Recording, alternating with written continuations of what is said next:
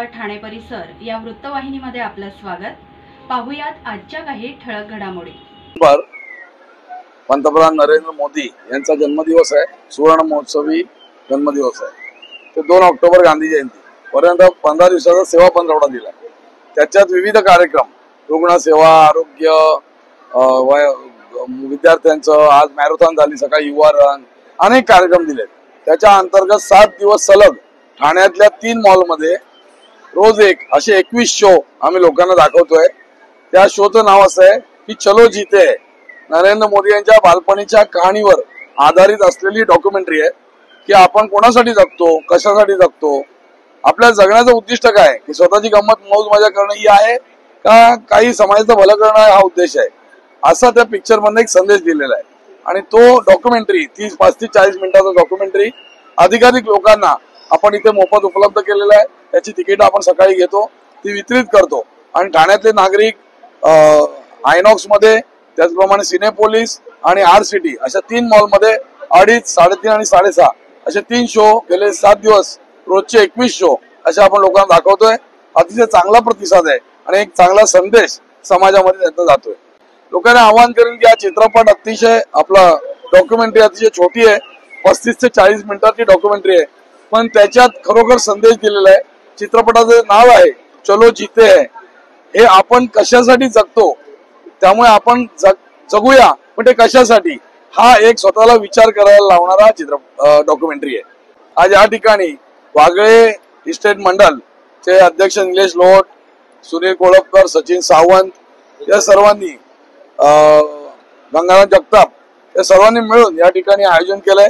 276 ची सिटिंग आहे, रोज त्याच्यापेक्षा जास्त लोक इथे येत आहेत आणि एक चांगला संदेश विद्यार्थी, गृहिणी, नागरिक हा एक समाजासाठी संदेश घेऊन जात आहेत। भारतीय जनता पार्टी महाराष्ट्र प्रदेश व भारतीय जनता पार्टी ठाणे शहरच्या वतीने आज या ठिकाणी सेवा पंधरवड्याच्या निमित्तानं मोदी साहेबांच्या जीवन प्रणालीवरती आधारित एक डॉक्युमेंटरी या ठिकाणी सादर करत आहोत। या डॉक्युमेंटरीमध्ये साहेबांचा जे बालपणानंतर साहेबांनी ज्या काही गोष्टी केलेल्या आहेत त्या ह्या डॉक्युमेंटरीमध्ये दाखवल्या आहेत। आमचे सन्माननीय जिल्हाध्यक्ष या ठिकाणी उपस्थित आहेत। मी वागळे मंडळाच्या वतीने त्यांचं मनापासून स्वागत करतो आणि ह्या डॉक्युमेंटरीसाठी वागळे मंडळातून लोकांनी प्रचंड प्रमाणामध्ये या उत्साह दाखवला आणि या ठिकाणी उपस्थित दाखवली।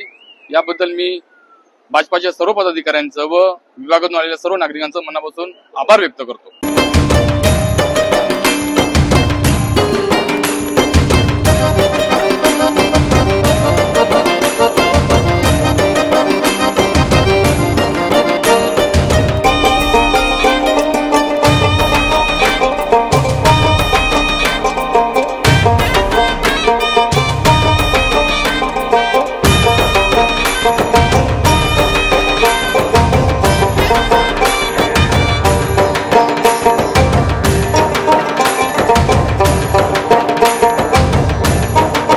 ओवळ्यातील ट्रिनिटीचा वनवास, बिल्डरला मुदत अन्यथा स्वयं पुनर्विकास। आमदार संजय केळकर यांनी विकासकाला दिला इशारा। ओवळा परिसरात ट्रिनिटी गृहसंकुलाचे बांधकाम 12 वर्ष पूर्ण होऊनही विकासकाला पूर्णत्वास नेता आलेले नाही। त्यामुळे सुमारे 150 कुटुंबे 90% पैसे भरूनही हक्काच्या घरापासून वंचित आहेत। आमदार संजय केळकर यांनी याबाबत पुढाकार घेतला असून आर्थिक गुन्हे शाखेत तक्रार करण्यात आली आहे।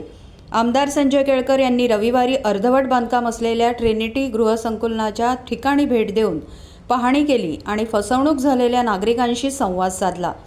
यावेळी ठाणे जिल्हा हाऊसिंग फेडरेशनचे अध्यक्ष सीताराम राणे हे देखील उपस्थित होते।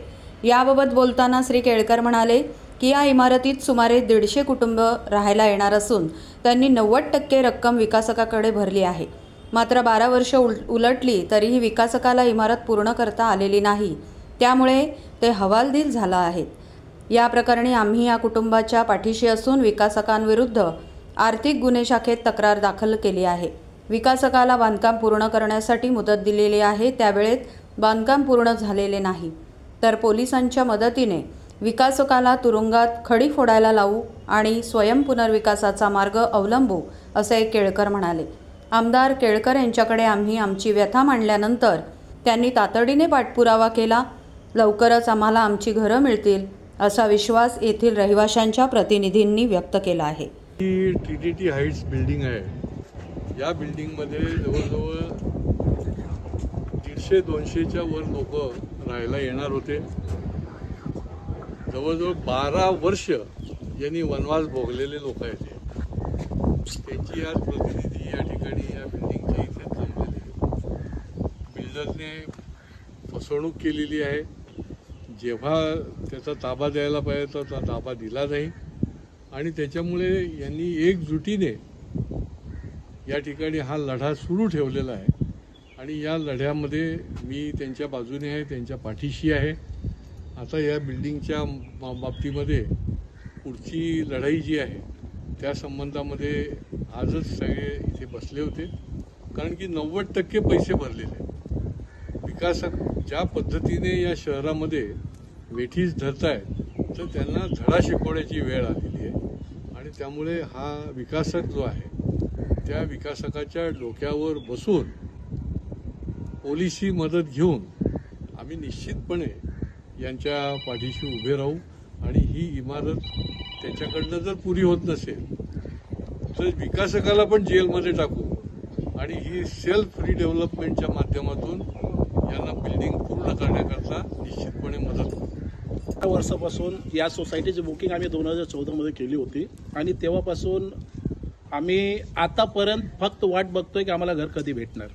आणि 1 वर्षापूर्वी आम्ही जेव्हा साहेबांकडे गेलो आणि साहेबांचं मार्गदर्शन आम्हाला मिळाला, त्याच्यानंतर थोडंफार वाढ याच्यामध्ये झाली. आता पॉझिटिव्हिटी आली आहे आणि साहेब आमचा बरोबर आहे. आम्हाला असं वाटतं की आमचा प्रोजेक्ट पूर्ण होणार.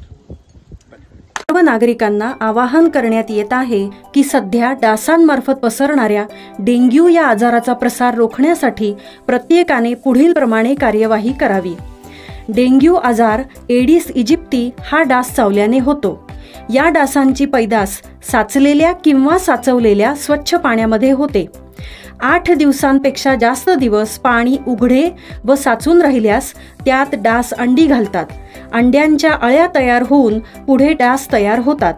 यासाठी आपल्या घरातील पाणी साठे उदाहरणार्थ बॅरल्स, पिंपे, टाक्या, हौद, रांजणे इत्यादी दर आठवड्याला रिकामे करून घासून पुसून कोरडे करून पुन्हा भरावे.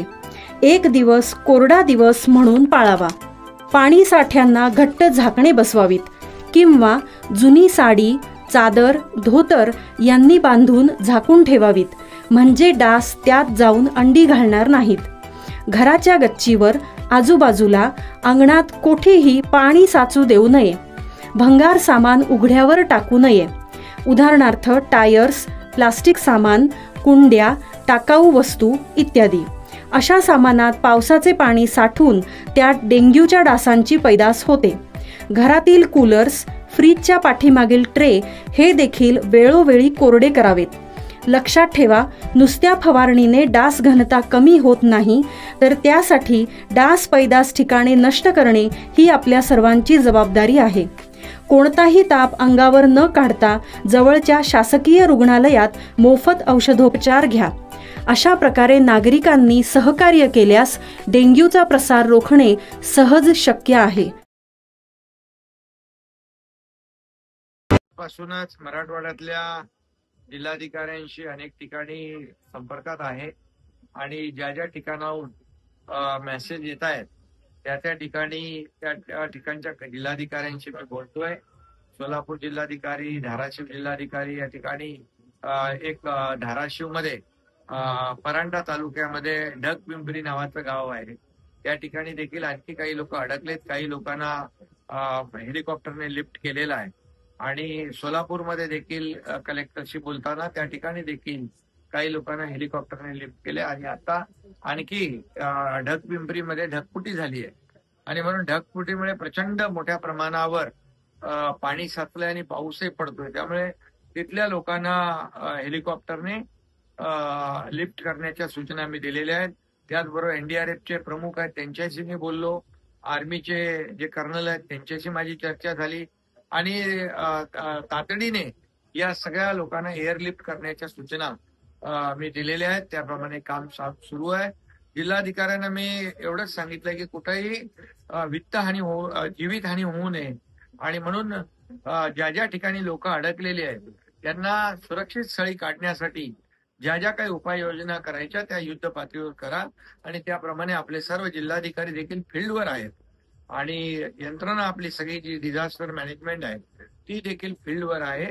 त्यामुळे लोकांचं बचाव कार्य युद्ध पातळीवर सुरू आहे. राज्य आपत्ती दलाला देखील आपण एक सूचना केली. मी स्टेट डिझास्टरला देखील फोनवर बोललो आणि ते देखील सगळा आढावा घेत आहेत.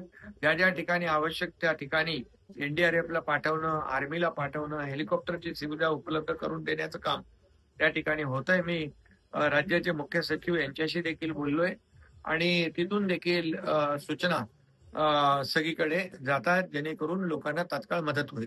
तर या होत्या आपल्या शहरातील काही ठळक घडामोडी. उद्या पुन्हा भेटू याच वेळी याच ठिकाणी. धन्यवाद.